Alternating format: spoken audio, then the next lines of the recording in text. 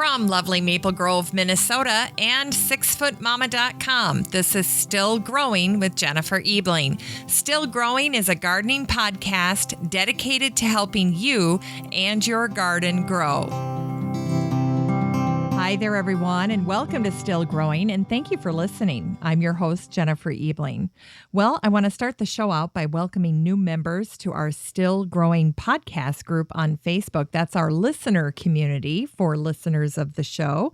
And this week we welcome Ann Fit-Heider, Kim Martin-Meadows, Pam Forsman-Mead, Lisa Marie Hendrickson-Jack, who is a fellow podcaster. She's in a mastermind with me on Wednesday mornings, and her podcast is called Fertility Friday. So if you are interested in a fertility podcast or know of someone who might be, that would be a great show to listen to. Again, it's the Fertility Friday podcast, and Lisa's now in our listener community. Ami Williams, welcome, and Barb Eller. So welcome to the group, you guys.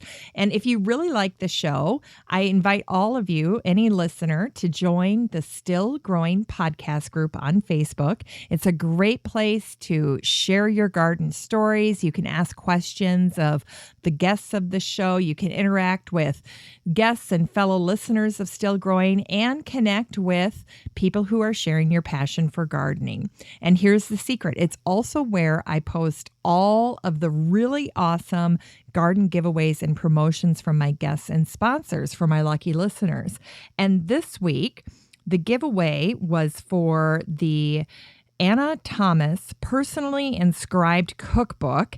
Anna Thomas was on episode 537 about a month ago, and we were talking about her fabulous new cookbook, Vegan Vegetarian Omnivore, and the lucky winner is Barb Eller. Barb recently joined our Facebook group this week, but prior to that, Barb was sharing and posting about Anna's episode talking about her cookbook, Vegan Vegetarian Omnivore, and I saw her posting about it, and so I picked her as the lucky winner once she joined our Facebook group. So if you're interested in any of the guests or giveaways that come up as a result of listening to the show, head on over to the Still Growing podcast group on Facebook.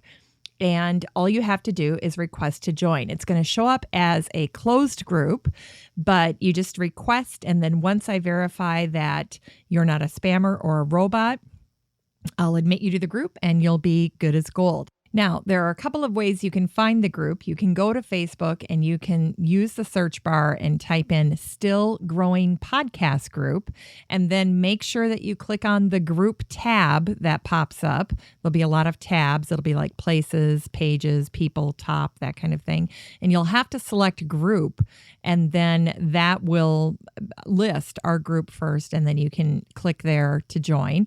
Or even easier, you can go to my website at 6footmama.com, and right there in the menu, I have a link to the Still Growing podcast group. So if you click on that, it'll bring you right to that Facebook page. And once you get there, all you have to do is request to join. So there's a number of ways that you can get there. If you're having trouble, you can always just post it on my business page for Still Growing or 6foot Mama, and I can definitely provide a link in the comment section. You know, this group is also where I curate and post articles that I find throughout the week that I think listeners are interested in or would be interested in.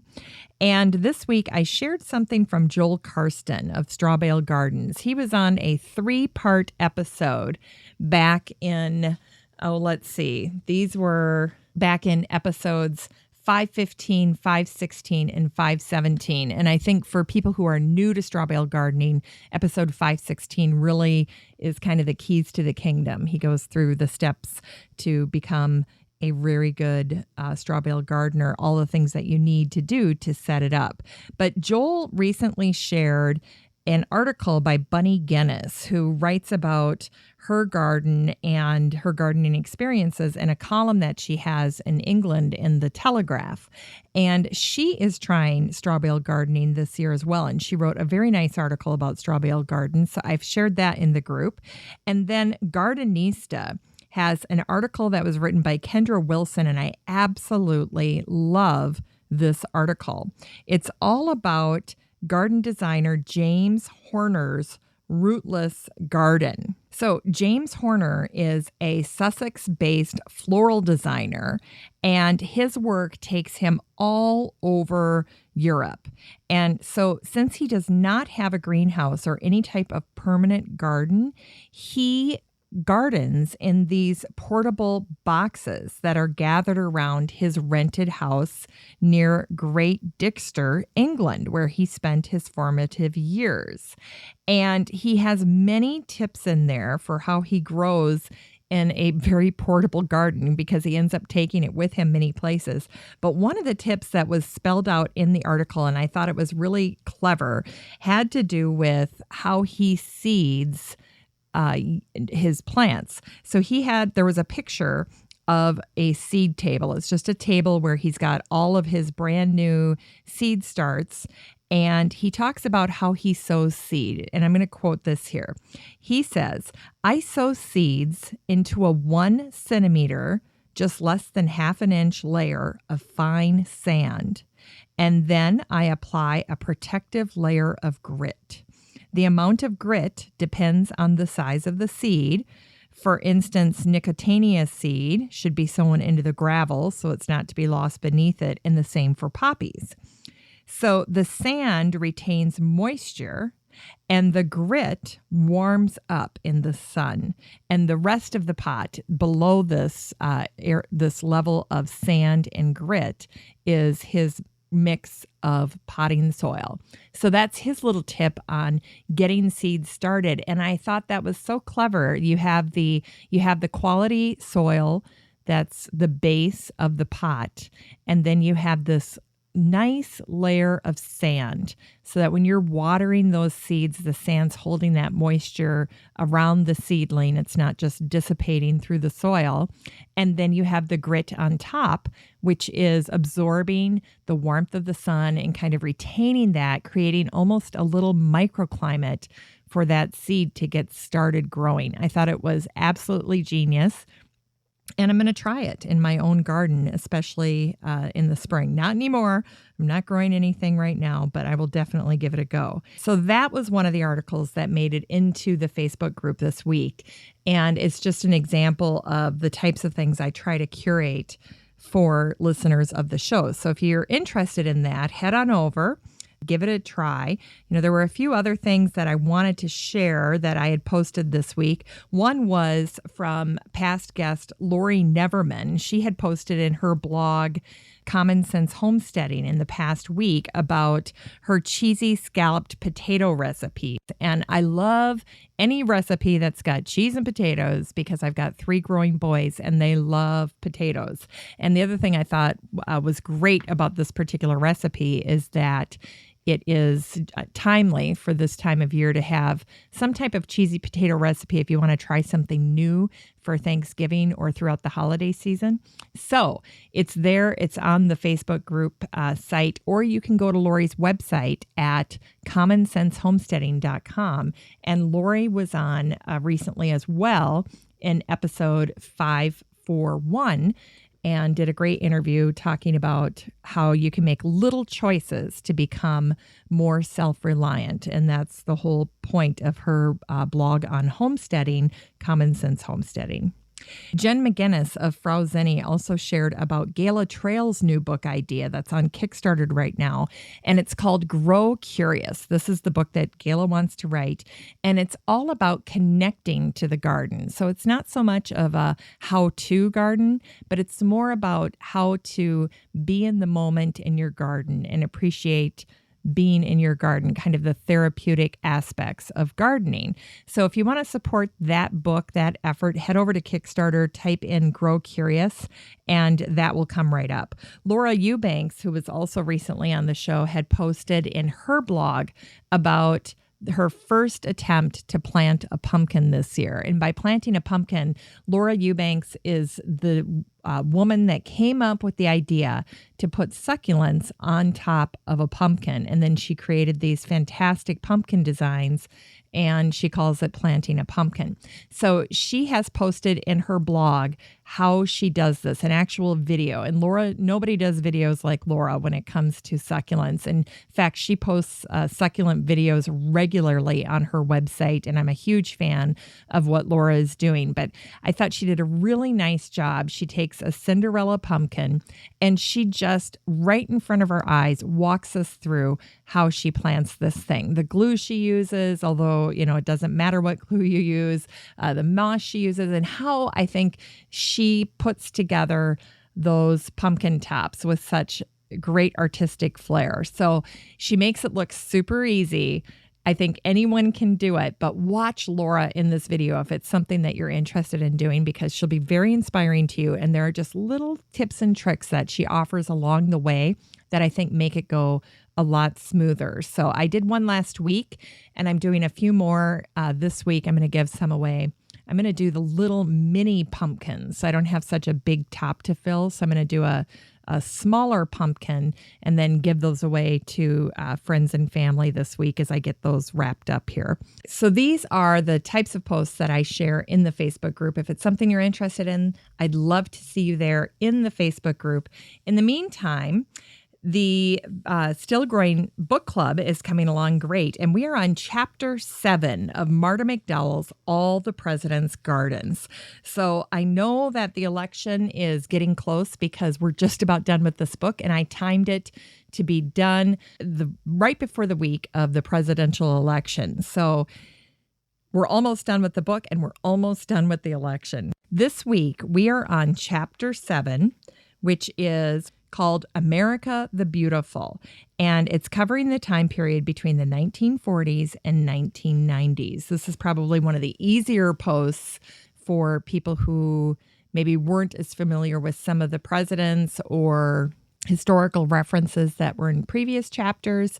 These last couple of chapters are super easy to read because it's modern history and we all have some familiarity with the content. But this week I will share questions that you can use in your garden club if you are reading along with us for the book, or if you plan to have a book club centered around Marta's book, All the President's Gardens. It would be a great tool to use, these blog posts where I'm curating videos that I find on YouTube that kind of supplement the material that's available in the book. And then I post questions that you can ask as a point of discussion in your group. So, and don't forget that in 2 weeks, Marta McDowell's interview with me about her book, All the President's Gardens, will air. So that was a completely delightful experience for me. I loved the book, and Marta is so generous with her time and knowledge. And I think you'll get a lot out of our conversation about the book. We really covered many of the great aspects that are found in this book. So I hope you're enjoying it. All right, so last week's episode was all about day 1 of the Garden Bloggers Fling, which was held in July in the Twin Cities. And today I'm going to take you through day 2 of the Fling. So there were a lot of things that we did on day 2. It was very jam-packed. And for me, it was the first day where I could fully participate, because on day 1, I had a conflict, and then with the kids. And then day 3, the final day of the Fling, I was actually in a garden tour myself, so I couldn't participate. But day 2 was special for me because I got to spend the entire day with fellow garden bloggers and just take in all of the wonderful things that were on the tour, that were part of the Fling. So the day 2 really started out in the suburbs and in the outskirts of Minneapolis so that we could see all of the diverse array of gardening styles and design that's in the city, that's throughout the city. And our very first stop was at Vera's Gardens, which is one of the many community gardens that are in the Twin Cities. So this particular garden is exceptional because the garden backs up to the Midtown Greenway, and that has along it a 5-mile bike path that winds right past this garden. So people who are commuting or people who are just biking for recreation to Minneapolis, to and from Minneapolis, are able to see this really pretty little garden that's along the path. And so there's a steep slope that goes right down to the path, and all along this slope is Vera's garden. Now, this community garden is very lucky because it is supported by Minnesota Green, and this organization donates all of the plant material for Vera's garden. And then there are a group of volunteers that work really hard to get the garden ready and beautiful for the season. So there's a lot of pictures from this visit that from many different angles. And one of my favorite ones was posted by Beth Billstrom. She's also a former guest of Still Growing. And she had gone up above Vera's garden. There's a bridge that is probably about 20, 30 feet in the air. And from that vantage point, Beth took these great shots of Vera's garden. So you can see the bike path and then the garden right off the bike path. And so it's just a great kind of visual overview of what the garden looks like. Now, Donovan Harmel coordinated this particular visit, and he's one of the volunteers at the garden. And this was a chance for the garden bloggers to really appreciate a true community garden in the city of Minneapolis. This garden was really a beautiful way to start our day, and all of the volunteers at Vera's garden did such a great job of getting it ready for the 60 plus garden bloggers that were coming through to visit. And they did a really nice job of answering questions and featuring some of the things that they do to help make this garden really special. So very beautiful garden. One of my favorite features in this garden was the river birch. And this river birch was really the heart of the garden. It was featured right in the center, and then all of the different plant material was around it. So beautiful use of the river birch and beautiful use of annuals and perennials in this garden. Ooh, and before I forget, Beth Stettenfield of Plant Postings, she was just on last week talking about day 1. She had a great post on the Fling day 2. I will link to it. And in that post, she shows some really great shots of Vera's garden. And the first one, first couple shots are close-ups of some of the coneflower and the butterflies that she saw at this garden, in addition to some really great shots of how they incorporated slope into their garden design. So if you are gardening in an area that has a steep slope and you're just at a loss for what to do, take a look at some of the pictures that Beth Stettenfield took in Plant Postings, because the third picture in particular, I think, is really such a great visual for folks who are struggling with design on a slope. One of the other things that she did a great job of highlighting is the fact that not only are the beds in Vera's garden ornamental, but there are also vegetable beds that are incorporated and that are maintained by these volunteers. So take a look at some of those pictures because I think you'll find them really helpful. So by 9 o'clock, we left Vera's garden and we were departing for Hopkins, Minnetonka, which are western suburbs in Minneapolis, because as luck would have it, the Carver County, Scott County Master Gardener Garden Tour was happening this very day of the Garden Bloggers Fling. And so the garden bloggers kind of piggybacked on the tour that was offered to the public, and we were able to spend about 30 minutes at each garden. Now, since the Fling was in my hometown, I was able to kind of follow along in my vehicle, and I could spend a little more time at some of the gardens than others if I wanted to, since I was driving myself. So it's one of the perks of being in the host city for a garden tour. So the first garden we went to was Naomi's garden, which was on Highland Trail in Minnetonka. Now, Naomi has basically a city lot garden. It's just a suburban lot, but the thing that Naomi has going for her is she's got beautiful mature trees that offer a ton of shade for her garden, and she's made the most of it by enhancing her curb appeal while keeping soil erosion at bay. So first, she has a very inviting front patio to welcome guests. And then there is a cutting garden that she has there as well. And then in the back, she has a private back patio that is kind of a spot for her to have some casual entertaining or just a quiet evening. And then there's a lot of cute little garden art in this garden. So when I got there, I had a chance to talk to Naomi. And one of the first things that was happening is she had these beautiful yellow swallowtail butterfly that were just all over her back garden, which had a ton of gooseneck loosestrife. They're beautiful white flowers that look like the head of a goose. Thus the name, but they were absolutely glorious. And the other thing that Naomi had in her garden that I really liked was she had some garden art that was very unique and handcrafted. So she wasn't getting a lot of her material from garden centers, although she did get some there, but she loves to go to art fairs, and she had found a lot of unique pieces.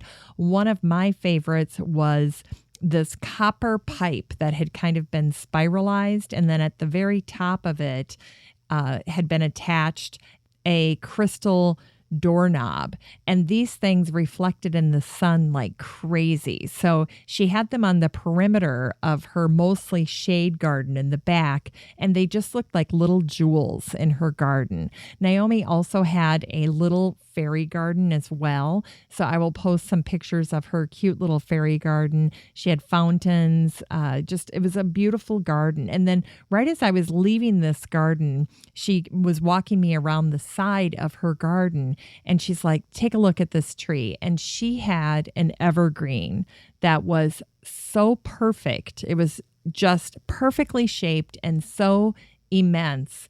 It could be a candidate for the Rockefeller Christmas tree. I kid you not. It was absolutely glorious. So I'll post pictures from this tour in my Facebook group. So if you guys are in that Still Growing podcast group on Facebook, the listener community, I will post the pictures from day 2 that I took in there so that you guys can get a kind of a private behind the scenes tour here of what we saw. The second garden we went to was Ruth's garden on Hathaway Lane in Minnetonka. It was not very far from Naomi's, and all of these were actually situated pretty close to each other. So that made driving to the gardens really easy.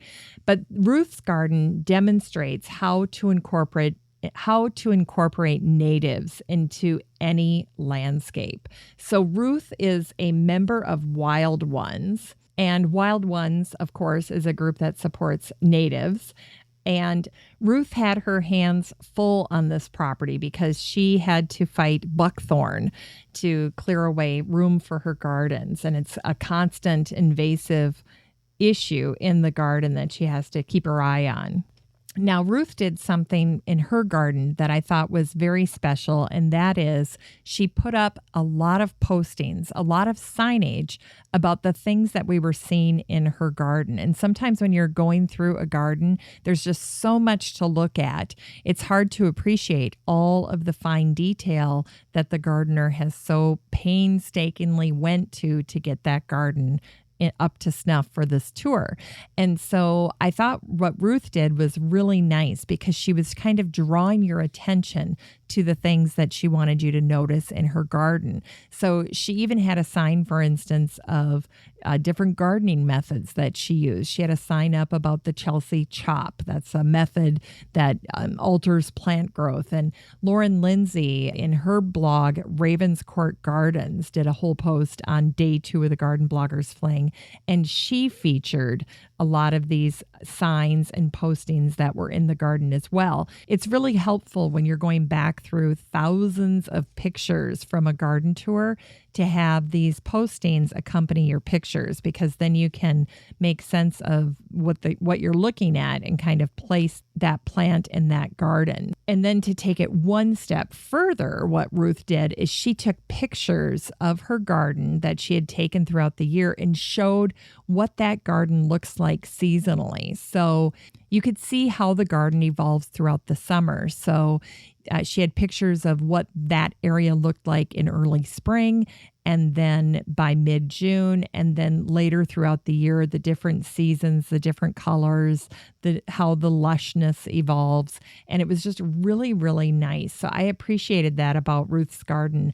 And if you're hosting a garden tour, let's say next year, and you're looking for ideas, this would be something to consider. And again, I'll post some of these in the Facebook group if you're looking for that information. You know, there was one plant in Ruth's garden in particular that caught my eye, and I will be sure to share this, but it's nodding onion, or Allium cernum. I'm a huge fan of allium, but I had never seen this shorter variety of allium that has the nodding head. So if you can imagine, you know how the head of an allium kind of pops open and it's standing straight up. Well, these allium are probably about 14 inches high. And as the seed head is coming up, it all of a sudden just droops right over and makes almost like the crook of a cane. And then the seed head is actually facing the ground. So I thought these were exceptional. I hadn't seen anything like them anywhere. I'm sure they're some type of native, but I'm going to order them because it was one of the standout plants that I saw in this garden that I really, really liked. There were many nice touches in this garden, and one of the nice features of this garden included a potting shed. It was painted green, and then the trim on the potting shed was a light orange. So it was a very sweet accent to the garden, and it blended perfectly into the landscape because with the potting shed being painted this kind of light mossy green, it took on this Hansel and Gretel quality where it just kind of blended into the landscape instead of kind of standing out as a whole nother structure on the property. So another thing to think about if you have a potting shed is how do you want that potting shed to be incorporated into your landscape? Do you want it to stand out? Do you want it to blend in? Do you want it to echo the colors of other structures on the property? Just some things to think about. If you're looking for some ideas about how to make it blend in, this particular potting shed would be a great example of how to blend it into the landscape. Well, the next garden we went to was on Dynasty Drive. It was Laura and Steve's garden. And what was special about this garden is the fact that Laura and Steve have been gardening for 30 years. They're both master gardeners, and they have literally spent a lifetime caring for and tending to this garden. And when I first drove up, I actually thought one of their neighbors was the garden that we were going to because it's just situated in one of those neighborhoods where everyone in the neighborhood has a really nice garden and very nice aesthetics. So I fell in love with one of the neighbors' gardens. And then when I got to this garden, it was even more fantastic. So let me first say that on the way to this garden, there is a neighbor that has landscaped this area that's between the neighborhood and a school. And they created this natural border using arborvitae and hostas to such beautiful effect. These arborvitae were planted in a double row, kind of in a zigzag pattern. And then the hostas were fully mature and they kind of flanked the whole base of this huge border of arborvitae that I think went on for easily 30 feet, maybe 50 feet. It was just pretty spectacular. And what I thought they did such a nice job of with the hosta is that the hostas kind of hide the ankles of the arborvitae, which here in Minnesota can get kind of bare and scraggly. So all you had were these gorgeous, glorious hostas that were fully mature, probably 2 to 3 feet across. And then the arborvitae, the double row of arborvitae, which is such a smart idea. If you've ever planted a single row of arborvitae, you can pretty much bet that within a year, 2, 3 years, you're going to lose some of the arborvitae in that row. And then when you have to replace them, it makes that row look a little sad. So by planting the double row, if you have any loss during the wintertime, you're able to kind of obscure the fact that you've got got some younger arborvitae that you've had to substitute in that row. And this was a perfect example of that. I have a beautiful shot of this row of arborvitae, and it's just really, really stunning. But Laura and Steve's garden, the garden that was actually featured on this tour, is primarily in shade. Their sun garden is right by the street, and they do have some sun-loving plants that they've planted there. And of course, like any long-term gardener, they are literally gardening from one edge of their property to the next. So it's covered in gardens all the way around.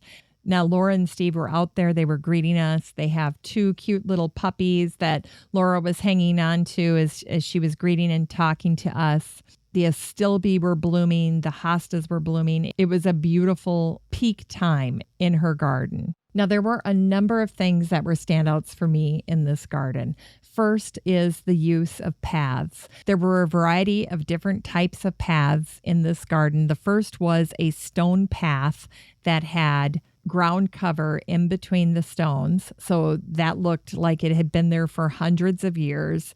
And it was flanked by very minuet hostas. So that was absolutely beautiful.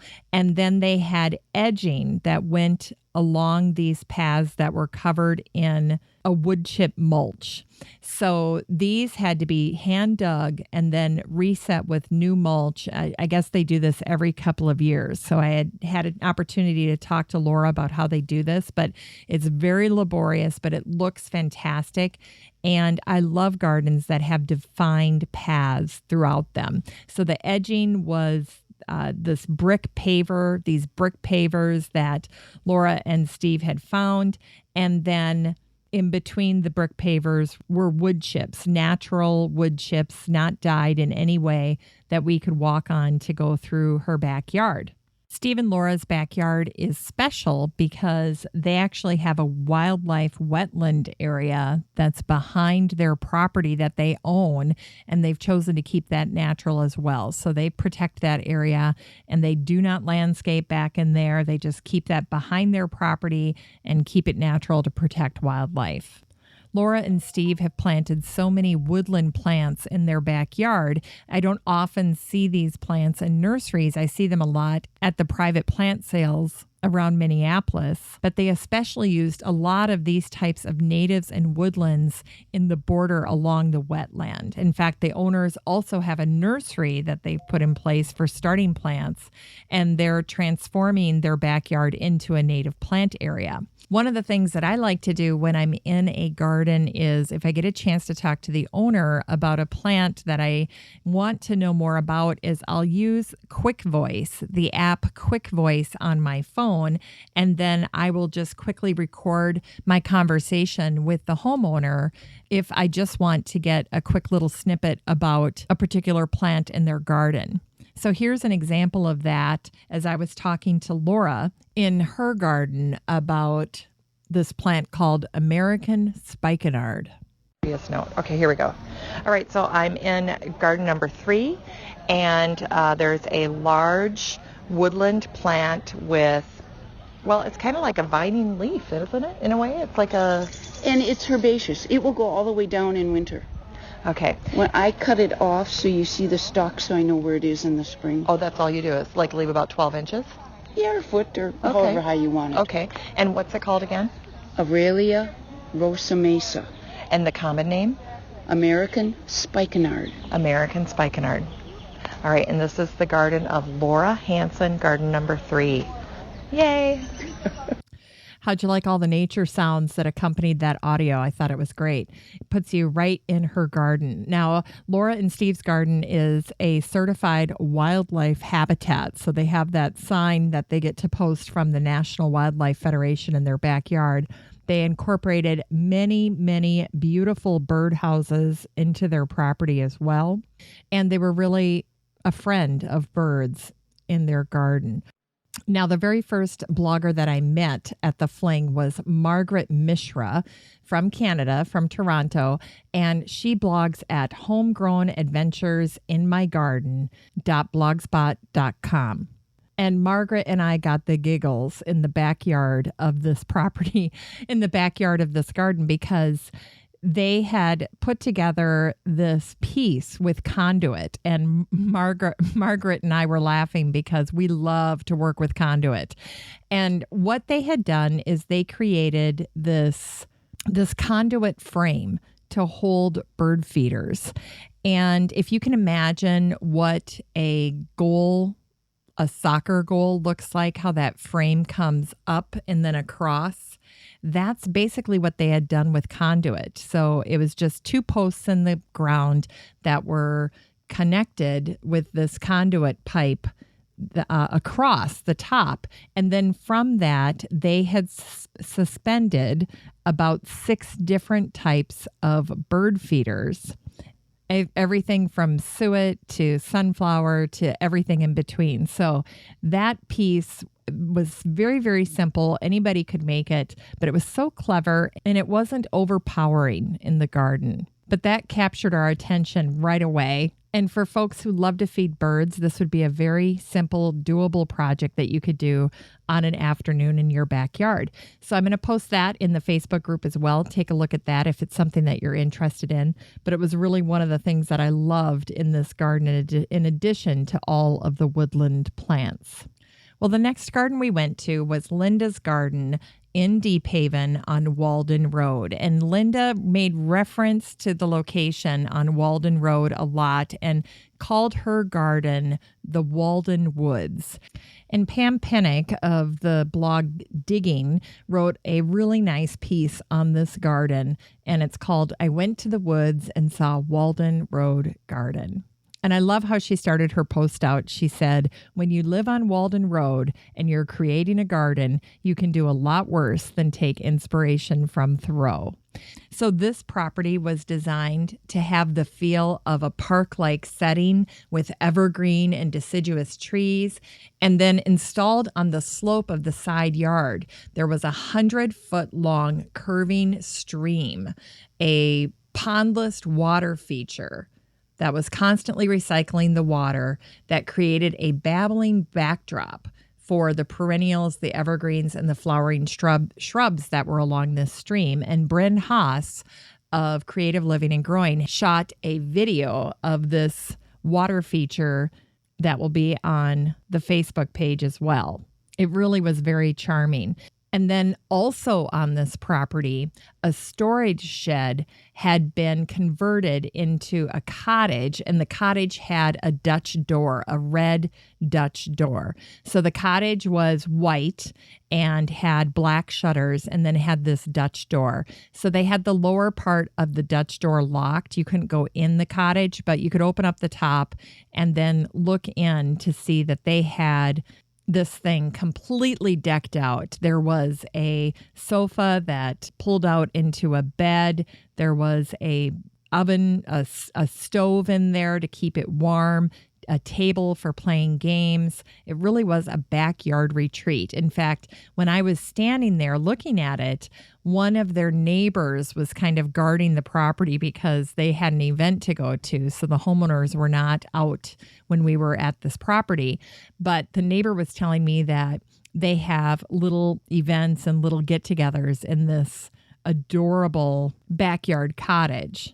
And then right in front of the cottage, there was seating, there were Adirondack chairs, there was a fire pit, there was a area for a fire pit, and all of this is surrounded by this 100-foot stream. This is one of those gardens that is blessed with mature trees around the perimeter. And because there are so many trees around the perimeter, there are things that Linda can do in her garden that many new gardeners in new properties are not able to do. So for instance, she suspended an old chandelier from the branches of one of these large trees that was hanging over the property behind the cottage. And you've got to have an old tree or some type of structure in order to do that. But it was charming. And then in keeping with the whole Walden Woods theme, she had set out on one of the end tables by the Adirondack chairs some of Thoreau's books. And if you go to Pam's post on this particular garden, you will see that the inside of that cottage was just decked out to the nines, and everything was in shades of this beautiful mustard paint that was on the walls and in the beautiful drapery. And then the couch was this buffalo check plaid. It was just adorable.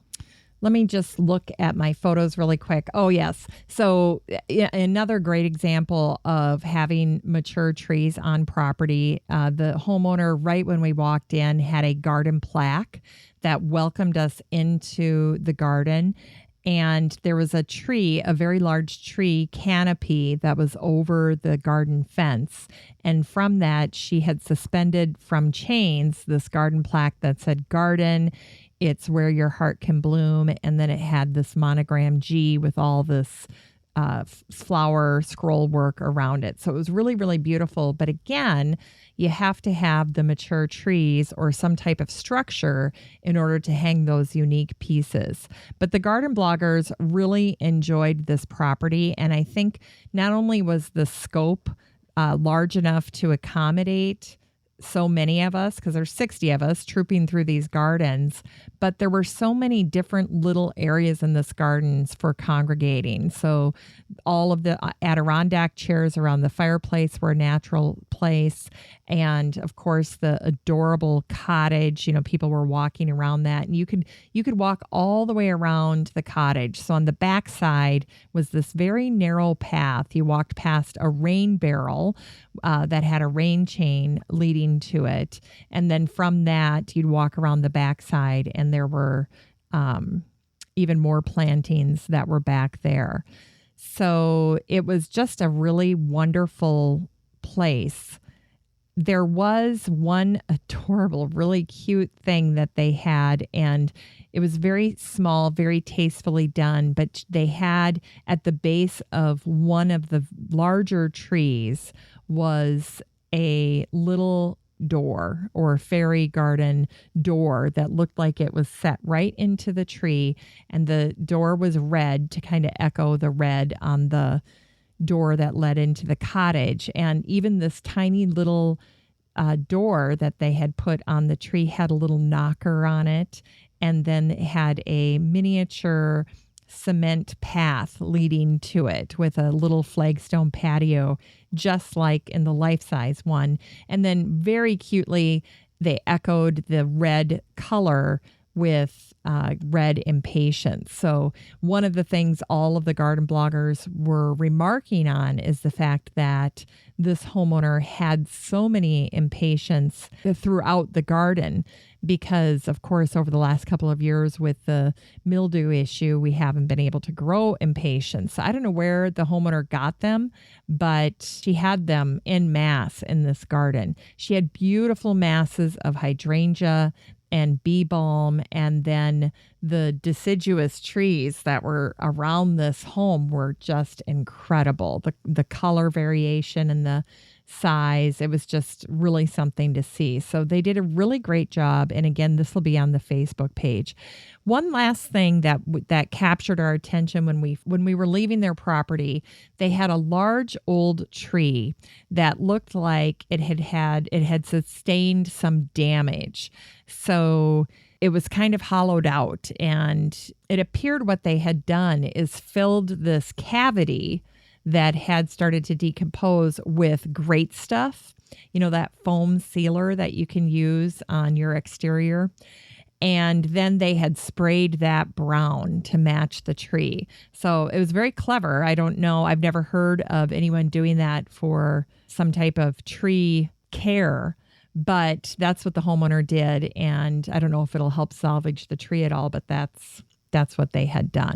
Well, that garden was really the last garden that we were able to see on the Carver Scott Extension Master Gardener's Garden Tour before we went to have lunch at Nancy Goldberg's garden. And Nancy was one of the organizers of the Carver Scott County Master Garden Tour, and she welcomed us to her lakeside garden for lunch. Now, when I parked on the street and started walking up, you can see how the front yard of this garden poses a challenge because it's sunken in and it collects a lot of excess rainwater. And so what Nancy did to address that situation is she created a rain garden that's filled with native plants. And the native plants naturally soak up the water and then they filter it to reduce runoff. But in order to keep the front yard from looking too wild and woolly, Nancy chose to use many hybrid cultivars of the native plants that are engineered with the same water controlling qualities of their parent plants, but they're easier to control and contain. Her favorite cultivar is Little Blue Stem, which is a grass that grows to about 4 feet tall. And she also liked to work with variegated palm sedge, lobelia, and potentilla cultivars. Now, in the back, the whole yard plays to the lake. There is lots of green grass to keep the space open for optimal views. And for us, the garden bloggers, it was our place to sit down and have lunch and look at the lake. And then we also enjoyed a presentation by Dram, which I'll be telling you about here in a minute. But one of the biggest surprises in this garden was the miniature garden. I wouldn't call it a fairy garden per se, but there are a lot of little vignettes in this little circle garden that you walk into that's got a wood chip path. And all along this circular garden are little vignettes that are made out of small objects and figurines that are placed along the plants, alongside the plants. And Nancy has made these with her grandchildren.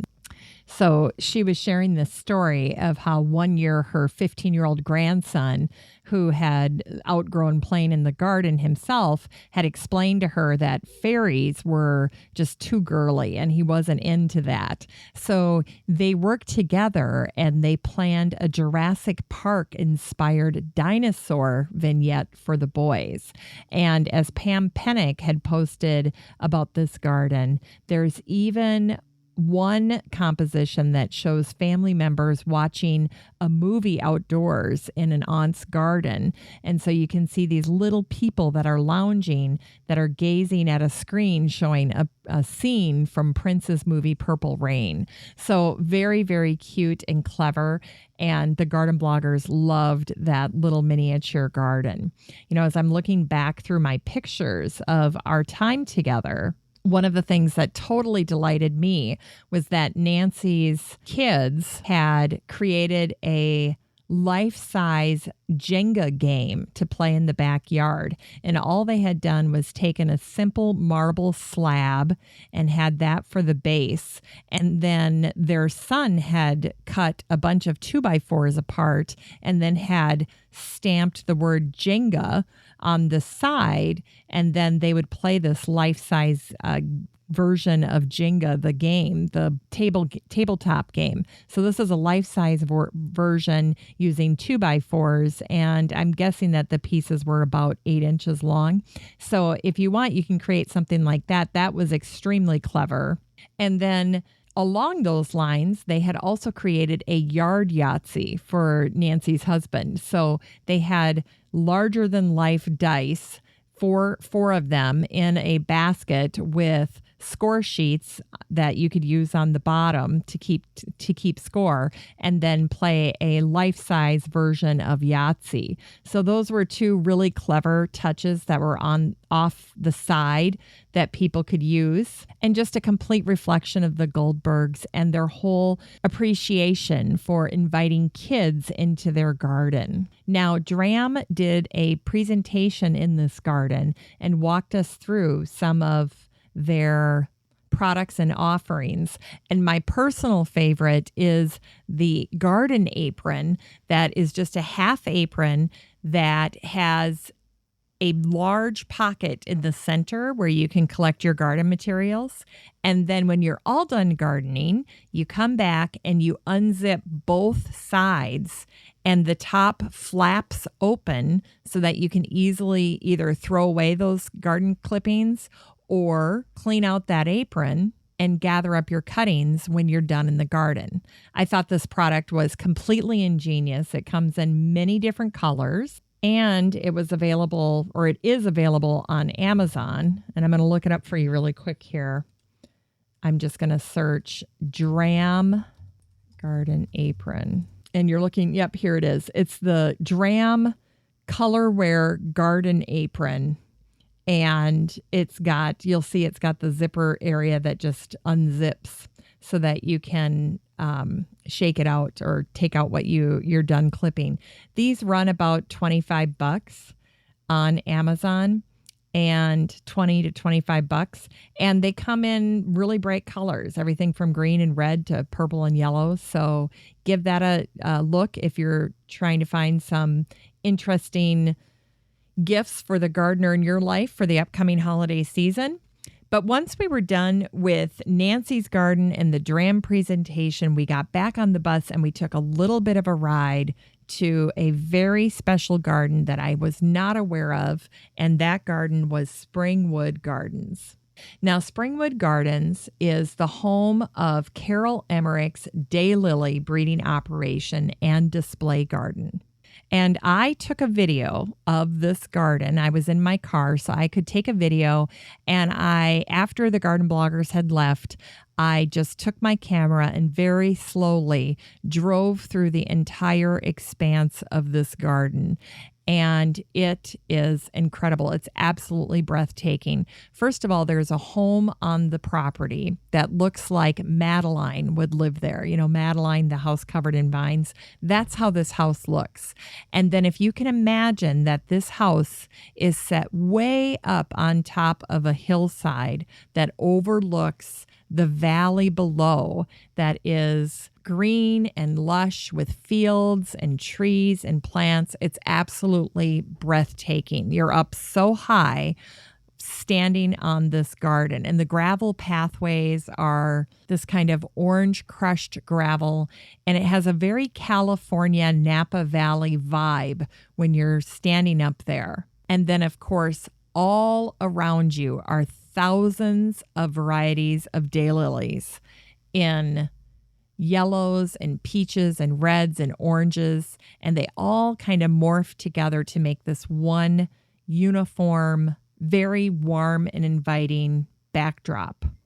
The day we were there was a beautiful sunny day with white puffy clouds in the sky, and the sky was so blue and the grass looked so green. It was one of those moments where you feel like you're standing in a picture. Now, Carol Emmerich, the woman behind the Daylily breeding operation, was born in St. Louis, Missouri. And after graduating from college, she married her husband, Dick Emmerich, and they both attended Stanford Business School, where they had planned to work in finance when they were done with college and then retire to California. But that plan changed when they moved to Minneapolis, where they were both employed by big companies here in town. And then at the same time, Carol discovered that she had a passion for growing daylilies. In the late 1990s, Carol met with Larry Grace, who is a hybridizer of daylilies from Alabama, and he showed her how to hybridize them. So she spent 3 springs working with Larry at his greenhouse, learning how to cross, evaluate, and select daylilies with the intention of coming back to Minnesota and developing her own hybridizing program, which she has now done at Springwood Gardens. And if you go to their website, springwoodgardens.com, you'll be immediately greeted by the beautiful photo of what I call the Madeline house on the cover. It's just this gorgeous house, and it's located on 145 acres. And the house is actually called Oak Manor and was built in 1862 by a California railroad baron. Now, if you're not a lover of daylilies, you might be thinking that this place was not very impressive, but you would be wrong, because you have to imagine that this garden was surrounded by almost what I would call fields of daylilies, these huge swaths of daylilies that are set at the top of this hillside estate.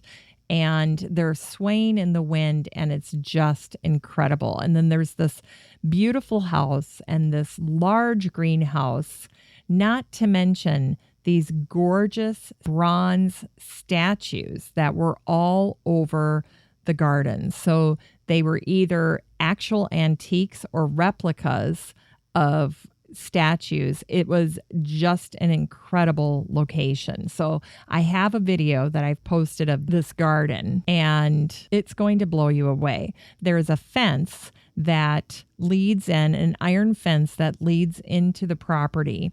And fittingly, it has this beautiful relief of the face of a daylily in bloom. So it was perfect for the property. It was a very nice touch. I'm sure they had that custom made, but it's absolutely gorgeous. And then it is echoed in all of the statuary that's all over this property. So between the statues and the mass of daylily plantings, along with the setting, this was such a memorable place. And if you happen to be a local listener and you're in the Minneapolis-St. Paul area, you should really go to Springwood Gardens. If you have any special family event, senior picture, any memorable event that you want to find a really special place for photography, this would be the perfect memorable setting. It's just something else. You'd have to see it. Trust me, Springwood Gardens, if you have a trip planned to Minneapolis-St. Paul, put it on your list for your next trip to the Twin Cities. Now, to conclude day one, we went to the Minnesota Landscape Arboretum, where we had a couple of opportunities. We could choose from going with a grape breeder or an ornamental grass expert.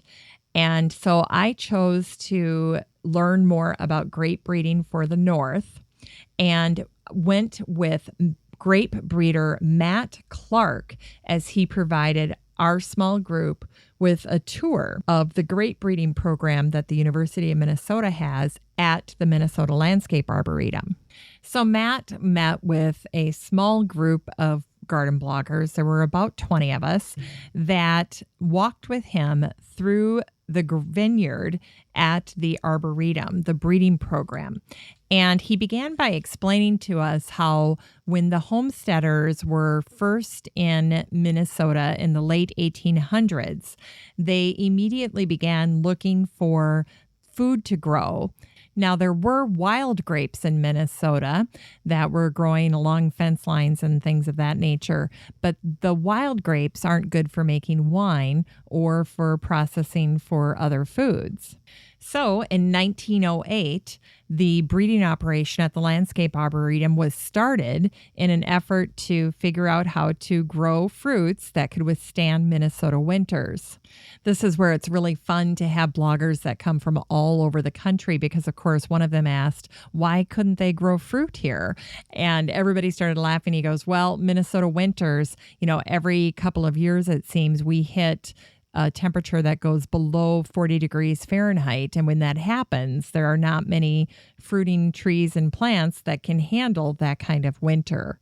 So before the breeding program, we were limited to crab apples and then a very few select native apples that could withstand Minnesota winters. We really didn't have the variety of apples that could grow in our area the way that we do today. So the breeding program has really made a concerted effort to bring in species from around the world that they know can withstand the colder temperatures found in a northern climate.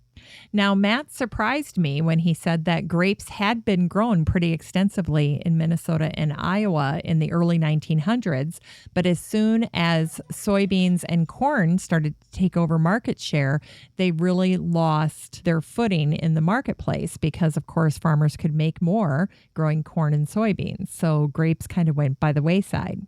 Jump ahead to where we are today. Minnesota has been growing grapes and producing wine since the 1970s. Primarily, they were growing some cold, hardy French hybrids, but they weren't able to keep them because after a couple of seasons, they would die back to the ground. So what they had to do at the breeding farm is come up with a new way to grow grapes. And as we were walking along, we noticed that the grapes are growing up on this trellis and they come up out of the ground and make this sort of J shape as they are climbing up onto the trellis. And what that allows them to do is every fall after the harvest, they cut them free of the trellis and then they lay them on the ground and cover them with straw. And that's how they're able to get them to overwinter. Now, someone asked if they had critter problems as a result of this, and they said that they have to be very careful with that. So what they do is they try to combat any voles or mice issues that they might have by keeping the area very clean, cut the grass very, very low, and they also put out bait to try to minimize any type of rodent or pest issue that they might encounter. In the 1980s, the breeding program actually received some funding from the state legislature, and the whole point was to try to develop some varieties of grapes that would help in winemaking in the state of Minnesota. So this system of planting with the J-shaped trunks and then laying them down is really something that they've moved past, because now that they're getting into hardier grapes, they no longer need to do that. And as Matt pointed out, it wouldn't be cost effective to grow grapes in this manner. You wouldn't be able to make a profit. So here's a quick clip of Matt talking about the types of grapes that are grown in this breeding program. So in our current breeding, we have several varieties. Frontenac was our first wine grape, which you might know about if you're from Minnesota. We also have derivations of Frontenac and mutated. So we have Frontenac Blanc and Frontenac Gris, which are a gray and a white style wine. And then we also have Marquette, which is a newer red, but that came out in 2006. We have La Crescent, which is a really aromatic, flavorful, it's called La Crescent. Oh, sorry. And actually all of the names that we've used for our wines are places in Minnesota. Frontenac is a state park. La Crescent, I'm not going to remember what that is. Marquette is named for an explorer who traveled across Minnesota.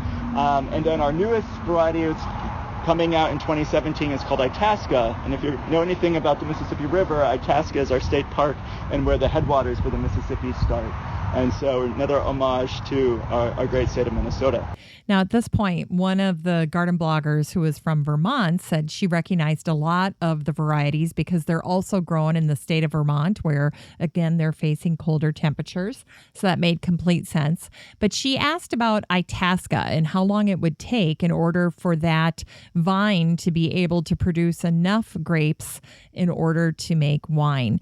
And Matt's answer was that it would take about 4 to 5 years for the vines to mature enough to produce enough fruit in order to make wine. So it's a little bit of a shorter process than, for instance, an apple tree growing apples. But at the same time, it is a big investment in time and labor.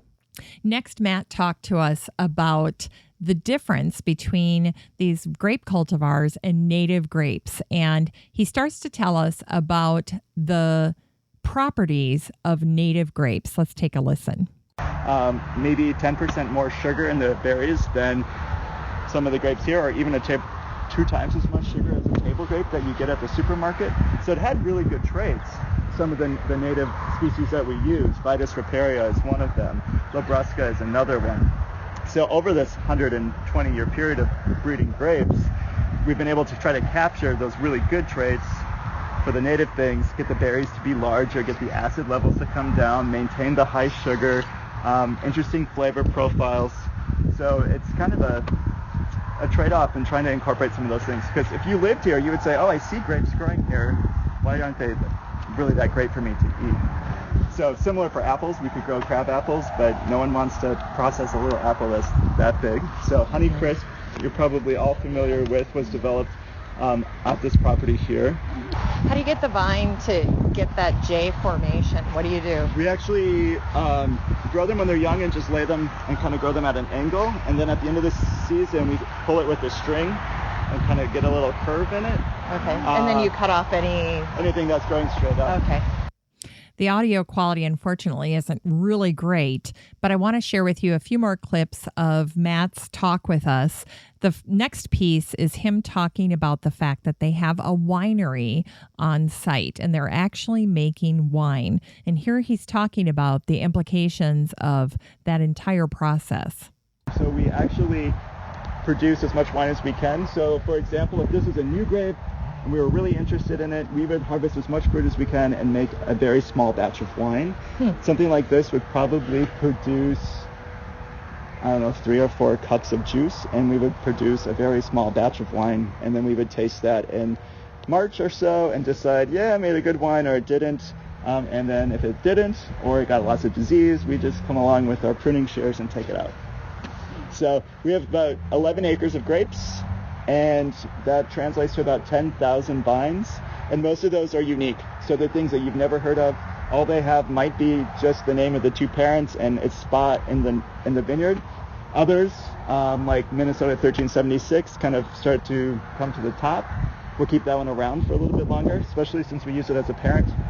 We'll keep that in the process, keep it around probably for the next 5 to 10 years, see how it performs. But if it doesn't perform well, like I said, most gardeners, homeowners, breaks your heart to kill a plant. This is our job. We planted 5,000 new vines this year, and in the end of 10 years, we might have 1 or 2 of those that have kind of risen to the surface. Yes, so those stats really blew us away because they're really trying to find the needle in the haystack when they're doing research on trying to find the breed that can withstand our extreme temperatures up here in the north, whether it's for apples or grapes. And here Matt answers my question about what was wrong with my grapes this summer. And he helps me distinguish between powdery mildew and downy mildew. Take a listen. You mentioned disease, and I have the Swenson Red, and they're getting little white things on the berries. Sure. What do you think that is? Probably powdery. Where do you live? Minnesota, Maple Grove. Yeah, it's probably powdery mildew, but it also might be downy mildew. Grapes have lots of different diseases. Those are the 2 main ones. Powdery mildew is interesting because it's on the top surface of the leaf, and downy mildew is on the bottom surface of the leaf. And someone just created this great mnemonic device for me last week about downy is what you use on your bottom and powdery is on the top on your face. So you can... So next I asked Matt about what it's like to be a resource for local winemakers. So are you guys a big resource for the local vintners then? Are they contacting you with questions or? Yes, so I have an extension appointment, so that means I engage with growers and winemakers. Okay. So we get a lot of calls about all sorts of things, like how to prune and how to train young vines and I've got this insect, what do I do, and how do I deal with this pest? And next, Matt shares the story of the Honeycrisp, which almost wasn't. Honeycrisp, the story there is interesting. It was slated to be taken out, and we had a new plant breeder come in, and he basically said, it's been growing in a really poor location. They kept it around this long, so they propagated it and put I think 4 trees, and then decided, wow, we really have something here. And there's one of those, I believe, original trees behind these cabins. But Shelley's right, it's in pretty rough shape. And last but not least, here is probably one of the more fascinating clips on what it's like to have the job of an apple breeder. Our apple breeder walks through and bites an apple, spits it out, bites an apple, spits it out, and 1 out of 10,000, or maybe finds 15 a year, 15 out of maybe 3,000 that are good. Wow. And similarly, we do that on grape, and it kills your teeth. There's a lot of acid. I was going to ask what their dental issue is. Your enamel goes away pretty quick, so... Yeah. Again, that was Matt Clark of the University of Minnesota's fruit breeding program located at the Minnesota Landscape Arboretum. And after about 40 minutes of a personalized tour with Matt, we got back on the bus and headed back to the Arboretum, where we went on another tour with Tim Kenny to talk about the Arboretum and the university's work regarding honeybees and native bees. Now, this was a real treat because we got a sneak peek into the Tajian Bee and Pollinator Discovery Center, which was not set to open until the middle of September, and we were able to take a sneak peek about 2 months earlier. Now, as luck would have it, the Tajian Bee and Pollinator Center is right by the iconic Big Red Barn that's on the Landscape Arboretum property. And so many people have photographed and painted this big red barn, but previous to this, it's been really inaccessible. And now with the Pollinator Center being literally right next door to it, it's about to get a lot more traffic. So as we're walking up to the Pollinator Center, one of the things that we noticed is there are little gardens that are out front, and all of the plants that are in the gardens are pollinator friendly. And there's a couple of areas that show substitutions that people can make, substitute plantings that people can put in place instead of lawns. So these would be pollinator friendly ground covers, things like clover. And these were being grown and demonstrated in these beds for people who come visit the Pollinator Center. In a nutshell, the Discovery Center is home to a couple of different activities. First, there's the honey house, where honey can be harvested. Second is the lab, where visitors can watch loop running videos on monitors about bees. And then there's the apiary. Now, recently, Rhonda Fleming Hayes, the author of Pollinator Friendly Gardening, was featured at the Discovery Center with a Meet the Author and book signing event. And now that the center is open to the public, there are classes being held on everything from houseplants to pollinators and art. Way back in July, when we were taking our sneak peek with Tim Kinney, all of this had yet to materialize, and Tim was giving us a quick preview of the plans they had in place for the Discovery Center. Let's listen to this clip. Well, welcome to the Bee and Pollination Center. The building will open to the public on September 18th, so we have a preview for you today. And we'll walk through the different spaces. Laura will be telling you about some parts of it, and I'll be telling you about other parts. So you've got a sneak peek. You're in first. Ready? We're going to go right through here. Come on in. That's awesome. Thank you. So this is the entry space, and the very first thing that people will see when we're open is right behind me through this black wall will be beehives. A set of beehives. So that's the first thing. This is the Bee and Pollination Center, and that's the first thing we want people to see when they walk in. It's right there, and it's safe. You can walk right up to the glass for people that might be concerned. We'll be able to do demonstrations, as you can imagine. You can all see through it, right where you are. Good viewing right through. Well, as you can tell from that clip, there is a lot of glass in the Discovery Center. The windows are wide open, floor to ceiling, and you can see all of the beautiful valley and rolling hills that surround the center. So in addition to walking in and seeing the bees at work in their hives right when you walk through the door, there's also the brand new honey house that's part of the Discovery Center. And visitors who go to the honey house will also be able to see up close and personal how honey is extracted from the honeycomb. The Honey Center has a warming room, extractors, and other equipment. The plan is to show visitors the entire process of harvesting and bottling honey. And already today, the center has expanded the offerings that the Arboretum is able to make available to the public, and its opening has been a huge success. Once we wrapped up at the Pollinator Center, it was back to the Arboretum for the Fling dinner. The dinner was an opportunity for the bloggers to sit together and celebrate a great Fling experience. There were prizes and giveaways from the sponsors of the Fling. Peggy Ann Montgomery gave a wonderful presentation about growing native plants.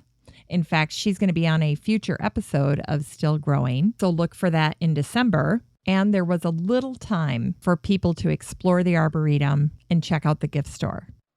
And that was a wrap on day 2.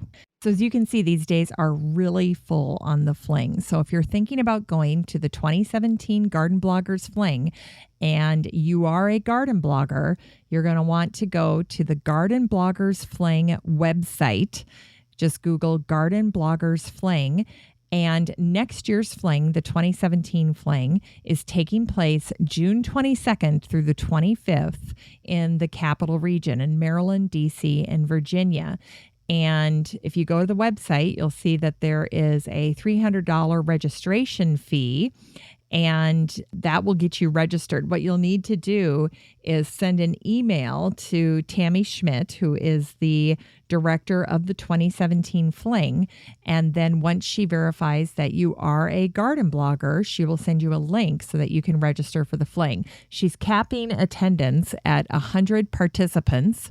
So you're going to want to get registered as soon as possible. Don't waver on that. She had just posted late last week that she had already over 50 registrants. And then once you do that, it will kind of set in motion everything from hotels and anything else that you might want to get organized for a trip out to DC next summer. But hopefully this series on the Garden Bloggers Fling gives you an idea of the types of things that the bloggers explore when we get together for this event. So, as a wrap, I will have all of the photos that I mentioned in today's show on my website at 6footmama.com, and I will share them in our Facebook group. Again, that's the Still Growing Podcast group on Facebook. And all you have to do is search for that in the search bar or go to my website at 6footmama.com. That's the number 6, FTMAMA.com. And you can see all of the links to the websites that have covered the Garden Bloggers Fling, in addition to my photos from day 2 of the Garden Bloggers Fling. And up next week, we'll be covering day 3 of the Garden Bloggers Fling, the finale of the Fling. And I'll be joined by fellow garden bloggers Gail Eichelberger, Julie Thompson-Adolph, Diana Kirby, and Helen Battersby.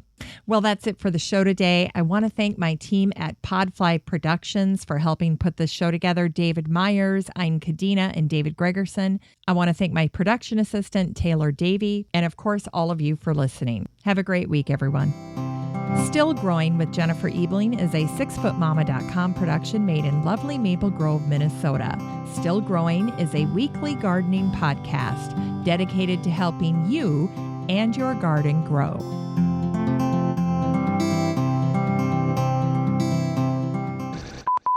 And if you go to Pam Pennick's post on this,